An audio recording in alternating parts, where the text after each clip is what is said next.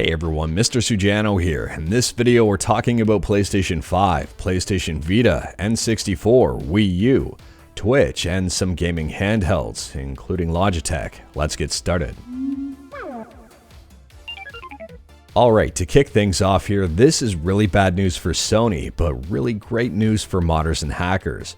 A brand new vulnerability has been found for the PlayStation 5. And this vulnerability easily grants kernel access to an attacker. So it's now very easy to get kernel access to the PlayStation 5, which opens up the doors for modding, homebrews, and possibly emulation. Now, interestingly enough, this new method to hack the PlayStation 5 isn't necessarily a new method per se. It's new for the PS5, but it's not new altogether. The exact same method was reported by the exact same person for the PlayStation 4.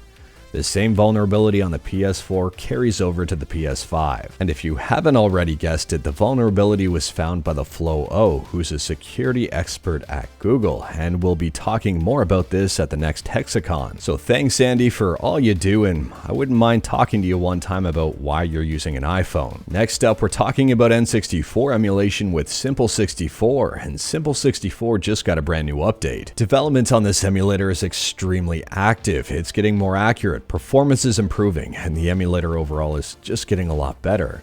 The latest version here, which is 2022.09.6, corrects an error in cache emulation. Xena now boots.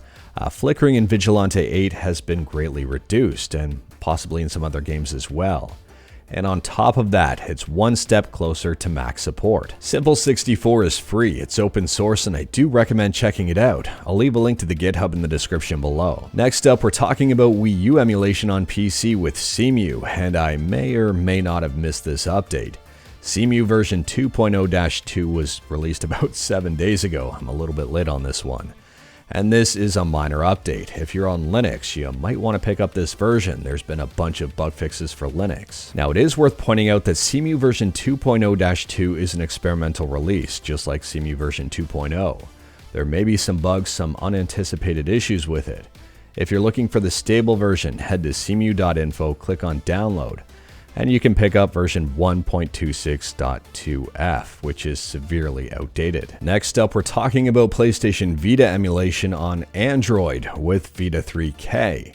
And this one is just a minor update, but a lot of people have been asking about it. So for those of you wondering, development for Vita 3K on Android is ongoing and still in extremely early stages. MacDo here is still working on the x86 64 version, which is not the ARM 64 version. However, MacDo is still making a ton of progress, and extremely good news here. Skyline developers Bylaws and Mark are paying attention.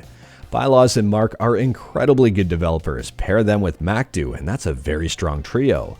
That spells potentially some really great things for Vita 3K moving forward. So MacDo, best of luck moving forward, and we're all behind you to support you on this one. This is incredibly exciting. And speaking about something not too exciting, next up here we're talking about Twitch. And today Twitch landed themselves in some pretty hot water. Streamers and stream viewers are not happy with them. Apparently Twitch isn't making enough money, and what better way to make more money than to take money away from streamers? So in this blog post, a letter from Twitch President Dan Clancy on subscription revenue shares, Twitch goes over their new revenue sharing model, which is not good at all for streamers. I'll leave a link to it in the description below in the event that you want to check it out. But I will warn you, it's worded interestingly. It's kind of a fluffy article that's geared to make Twitch look good and not horrible with these decisions. Fortunately, a lot of people were able to see through this article for what it really was, and it's not very good. So at a high level here, the higher earners on Twitch have not all of them, but a lot of them do have a 70-30 revenue split on subscriptions. So 70% of the profits go to the streamer and 30% go to Twitch. And Twitch is going to be changing that. So for streamers making over 100K, which is a ton of money, well, Twitch is going to take a little haircut off that. They're reducing the revenue share for money earned over 100K from 70-30 down to 50-50. Streamers are losing 20% of their income over 100K. And Twitch tried to vaguely justify all of this by basically stating that Twitch is expensive to run. I wish I was joking. Next up, we're talking about Logitech, and today Logitech unveiled their brand new handheld, the Cloud. Now this one did kind of leak earlier except for the price.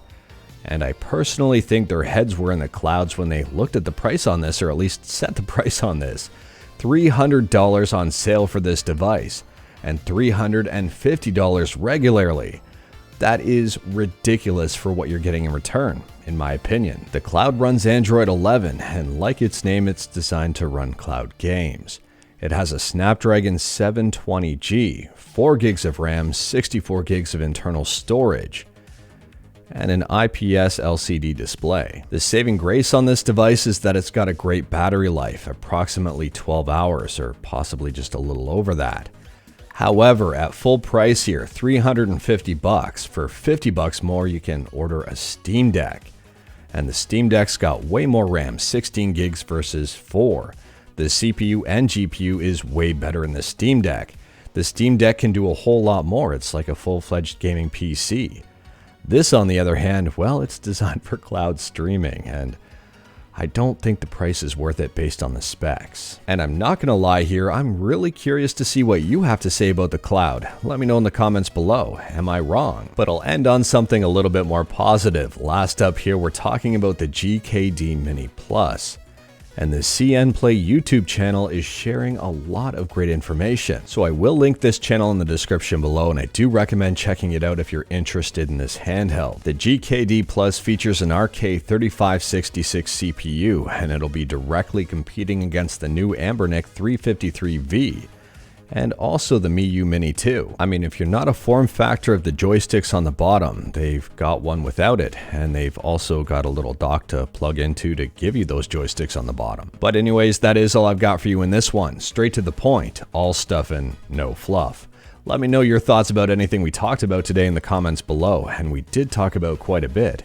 If you like this video, leave a like. If you didn't like this video, leave a like.